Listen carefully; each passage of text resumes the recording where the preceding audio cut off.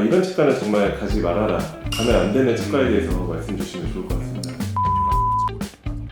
그런 치과들을 꼭 좀 피하셔라는 거. 이 얘기는 조금 걱정되긴 한데. 그럼 원장님, 이 지금 운영하고 계신 치과는 양심치과예요, 아니면 비양심치과예요? 네, 원장님 안녕하세요. 네, 안녕하세요. 네, 원장님 자기소개 부탁드리겠습니다. 부천에서 조그맣게 치과하고 있는 박준호 원장이라고 합니다. 원장님, 근데 여기 치과 되게 큰 것 같은데 왜? 그래요? 원장님 채널명이 치과의사인데 혹시 무슨 뜻인지 설명해 주실 수 있을까요? 제가 이제 요즘 유행하는 MBTI에서 T 성향이 굉장히 강하게 나와서 T라는 그 성향과 치과의 사이 약간 언어적 어떤 유희로 이런 이름을 짓게 되었습니다. 근데 요즘 T 성향들이 네. 친구들한테 좀 상처를 주는 걸로 알고 있는데 원장님도 친구들에게나 뭐 환자분들에게 상처를 주는 건 아닌지 좀 염려되는데요. 환자분들 앞에서는 이제 조심을 해야겠죠. T 성향이라는 게 근데 뭐 나쁜 건 아니라고 생각합니다. 정확한 얘기들을 할 수 있고 그런 것들을 가감 없이 좀 얘기하는 성향이라고 생각해서 불편할 수 있는 얘기겠지만 해야 되는 얘기들은 또 해야 되고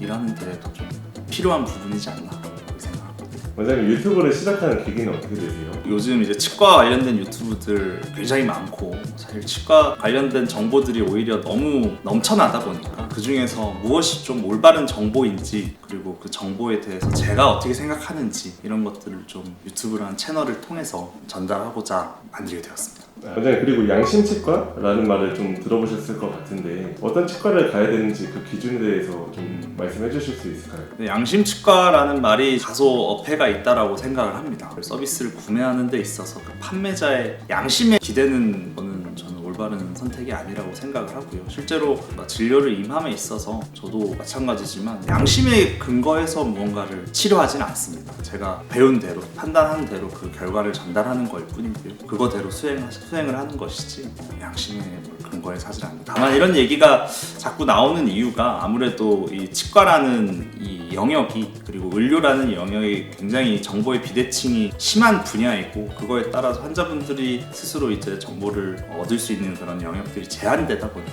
그걸 이용해서 하는 이른바 비양심 치과들이 있어서 그런 얘기들이 이제 양심 치과를 찾아야 된다 그런 얘기들이 나오는 게 아닌가 싶네요. 그럼 원장님, 이 지금 운영하고 계신 치과는 양심치과예요, 아니면 비양심치과예요? 진단이나 이런 치료 계획이나 이런 것들이 명확한 것이기 때문에 그거대로 진단을 하는 것이지 양심에 근거해서 뭘 치료하진 않는다. 사실 명확한 기준에 의해서 치료가 진행된다고 보면은 원장님 말씀대로 양심 비양심 논할 것이 없을 것 그죠. 같아요.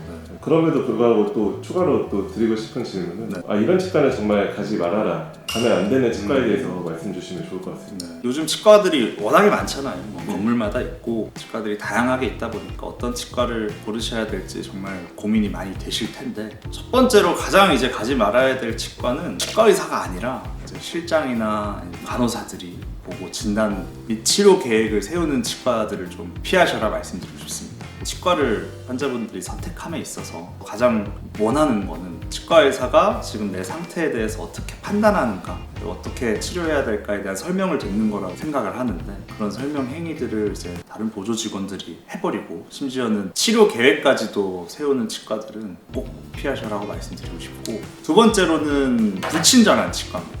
치과도 서비스업에 속하는 업종인데 서비스업에선 저는 친절함이 굉장히 아주 기본적인 거라고 생각을 하거든요. 친절함에 대한 교육이 결국은 대표자인 치과 의사가 수행을 해야 하고 그런 것들이 올바르게 수행되고 있지 않으면 다른 이제 진료적인 부분에 대한 교육들도 아무래도 소홀하지 않을까 싶은 것 때문에 이제 불친절한 치과도 피하시는 게 좋겠죠. 불친절 기분도 안 좋잖아요. 비용도 많이 나오는 진료들을 받는데 기분도 안 좋다 보니까 그런 치과도 좀 피하셔라 말씀드리고 싶고 세 번째는 이제 대표가 누구인지 모르겠는 치과를 좀 피하셔라는 겁니다. 치과 규모가 아주 큰 치과들 중에서 자기를 치료해주는 치과 의사가 자꾸 바뀌는 치과들도 있고요. 또 실제로 주인이 빈번하게 바뀌는 치과들이 있습니다.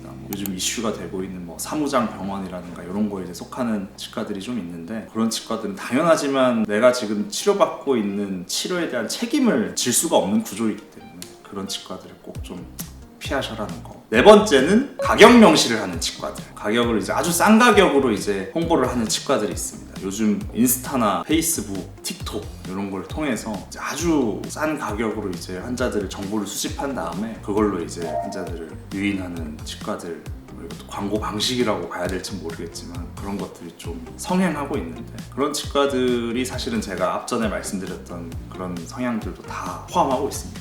대표가 누군지 모르겠다던가 진단을 이제 치과 의사가 하지 않는다던가 그런 부분까지 포괄하고 있는 경우들이 많아서 그런 치과들을 좀 조심하시면 좋지 않을까. 원장님 얘기 들어보니까 가격이 저렴한 치과는 대표 원장님이나 뭐 치과의사 원장님께서 직접 진료 안 하는 경우가 많을 수 있겠네요. 많을 수 있죠. 왜냐면 당연하지만 그런 치과들은 가시면은 굉장히 바쁘고 소수의 치과 의사로 이제 그 많은 환자들을 이제 진료해야 하기 때문에 간호사나 실장들이 이제 치과 의사의 영역까지 침범하여서 진료 행위를 하고 있는 경우들이 빈번합니다.